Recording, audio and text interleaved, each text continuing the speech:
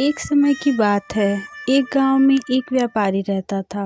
उसके पास एक गधा था। व्यापारी व्यापार के लिए रोज शहर जाता था। वह अपने गधे पर सामान लेकर शहर जाता और उसे बेचता था। एक समय की बात है, व्यापारी शहर के लिए जब घर से जा रहा था, तब उसने अपने गधे के पीठ पर 6 बोरी नमक के रख दिए और उसे लेकर जाने लगा। गधे ने सोचा, ये मालिक मुझसे कितना काम करवाते हैं, मुझ पे कितनी भार रखते हैं। कुछ ऐसा उपाय तो सोचना पड़ेगा जिससे कि मैं इससे छुटकारा मिल जाए। कितना अच्छा रहता अगर मुझे काम नहीं करना पड़ता, मैं वैसे ही खुश रहता, इनके यहाँ रहता। जब वो व्यापारी गधे को लेकर के शहर जा रहा था, तब तब गधा नदी के पास पहुंचा। गधे ने नदी से प्रार्थना की, हे नदी देव, आप मुझे सहायता कीजिए, मुझे दर्शन दीजिए, मेरी सहायता कीजिए। मेरा मालिक मुझ पे बहुत बोझ लादा है और मैं इसे अब नहीं उठा सकता। मेरी सहायता कीजिए, कुछ ऐसा कीजिए कि ये भार मेरा कम हो जाए और मैं आराम से अब घर जा सकूं। आज मेरा व्यापार करने जाने का मन बिल्कुल भी नहीं है। तभी नदी में अचानक बहुत तेज बहाव आया और व्यापारी गधे को लेकर के उसमें जाने लगा। जब वह गधे को लेकर जा रहा था तो बोरी में नमक था, सारे बोरी गल गई और गधा जो है कि नदी में बैठ गया भार की वजह से। इससे सारा नमक गल गया और व्यापारी बहुत दुखी हुआ। फिर वह वहाँ से गधे को लेकर के घर आया और अपनी फूटी किस्मत पर रोने लगा। उसने सोचा कि ऐसा शायद किसी संजोग से हुआ है। उसने कहा, कोई बात नहीं, मैंने शायद गधे पे ज़्यादा भार लाद दिया था। अगले दिन सुबह हुआ, फिर वो जो है कि अपने गधे को लेकर निकला। आज उसने गधे पर 6 के बदले 4 ही बोरी नमक रखे और उसे लेकर जाने लगा। गधा फिर सोचने लगा कि ये मालिक मुझसे कितना काम करवाते हैं, मुझे तो आराम चाहिए, मैं अब काम नहीं कर सकता। फिर गधे ने नदी के पास पहुंचा और फिर आज नदी से वही प्रार्थना की कि कुछ ऐसा हो जिससे कि मैं ना जा सकूं व्यापार करने के लिए। और फिर वह नदी में जा कर के बीच नदी में बैठ गया, जिससे कि पूरा नमक आज भी गल गया। व्यापारी बहुत दुखी हुआ और वहाँ से उसे गधे को लेकर के आया और अपनी पत्नी से बोला, देखो ना, पता नहीं क्या हो गया है। आज 2 दिन से मैं व्यापार के लिए जा रहा हूँ, पर मुझे घाटा ही हो रहा है। मेरा सारा नमक जो है कि गल जा रहा है नदी में ही। गधा पता नहीं क्यों बीच नदी में बैठ जाता है। उसकी पत्नी बहुत दुखी हुई। वो कही, कोई बात नहीं, सुबह जाइएगा, सुबह सब सही होगा। तभी व्यापारी दुखी मन से बाहर बैठा था। उसका एक मित्र आया और उसने उससे पूछा। व्यापारी ने सारी बात उसको बताई अपने मित्र को। उसने उसे एक सुझाव दिया। व्यापारी ने कहा, ठीक है, मैं ऐसा ही करूँगा।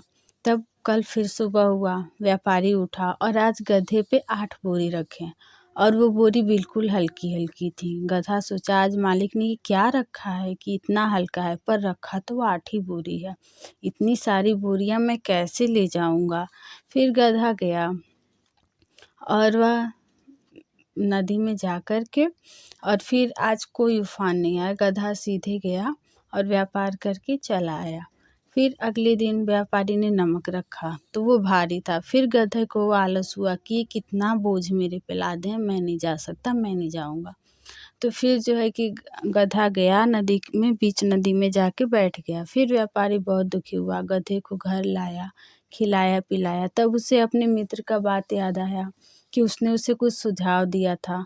उसने उससे कहा था कि तुम्हारा गधा आलसी हो गया है, इसे सबक सिखाना पड़ेगा। तब व्यापारी ने सोचा कि अब मैं यही करूँगा और व्यापारी ने अगले दिन गधे पे 10 बोरी रुई रखा। रुई तो हल्का था, लेकिन गधे ने सोचा कि हे भगवान, आज मालिक मुझ पे 10 बोरी ला देंगे, मैं तो मर ही जाऊँगा इधर ही। कितना काम करवाते हैं मुझसे, खाली चलने में कितना अच्छा लगता है। मैं रोज़ खाली आता था, जाता था इतना भारी भारी लेके। आज तो लग रहा है कि मेरा कचूमर ही निकाल देंगे मालिक। फिर जो है कि व्यापारी ने गधे पे लादा। ये तो गधे ने सोचा, अरे ये क्या, ये तो बहुत हल्की हल्की बोरियां हैं, आज ऐसा क्या है इसमें। फिर उसने सोचा, कुछ भी हो, मैं तो व्यापार के लिए बिल्कुल नहीं जा रहा। मैं बीच नदी में जाके आज भी बैठ जाऊंगा, जिससे कि सारा नमक गल जाएगा और फिर मैं वापस घर आ जाऊंगा। मुझे नहीं जाना कोई व्यापार करने। इनको जाना हो तो ये जाए, मैं नहीं जा सकता। मुझे तो आराम चाहिए, मैं आराम से खाऊंगा। और गधा फिर नदी में गया। आज भी उसने प्रार्थना की कि हे नदी देव, कुछ ऐसा कीजिए कि मेरे को व्यापार ना जाना पड़े। फिर आज नदी में बाढ़ आया, गधा गया और वो जाकर के नदी में बैठ गया। लेकिन आज तो कुछ उल्टा ही हो गया। जैसे ही गधा नदी में बैठा तो उसके जो पीठ पर का भार था वो कम होने के बदले और भारी हो गया और गधे का अब सांस लेना भी मुश्किल हो गया, क्योंकि रुई जब गीली हो गई तो वो और भारी हो गई। तब गधा को मालिक ने आगे किया और फिर पीछे से धक्का दे करके उसे फिर व्यापार के लिए ले गया और फिर घर लाया।